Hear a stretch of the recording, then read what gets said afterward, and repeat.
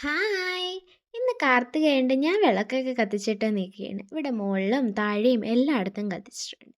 താഴെ കത്തിക്കുമ്പോഴത്തേക്കും അതെല്ലാം അണഞ്ഞു പോവും. അപ്പം ഞാൻ പോയി അവിടെയെല്ലാം കത്തിച്ച് വയ്ക്കുമ്പോൾ മുകളിൽ വീണ്ടും അണഞ്ഞു പോവും. കാറ്റാണെങ്കിൽ ഒട്ടും അനുസരണയില്ലാത്തൊരു കാറ്റ്. അപ്പോൾ ഇതാണ് മോളിൽ നിന്നുള്ളൊരു വ്യൂ.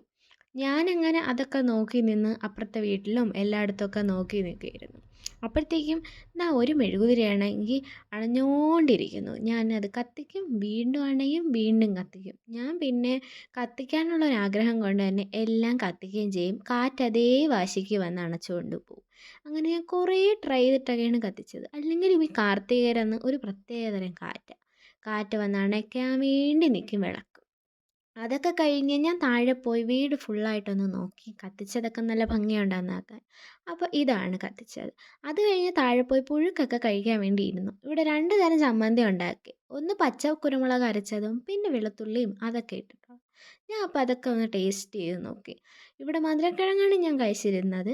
അപ്പോൾ നല്ല ടേസ്റ്റായിരുന്നു. അല്ലെങ്കിൽ ഈ മധുരക്കിഴങ്ങിന് നല്ല മധുരമാണല്ലോ. അപ്പോൾ അത് നമ്മുടെ ഹെൽത്തിനും നല്ലതാണ്. അപ്പോൾ നെക്സ്റ്റ് വീഡിയോ ആയിട്ട് കാണാം. ബായ്.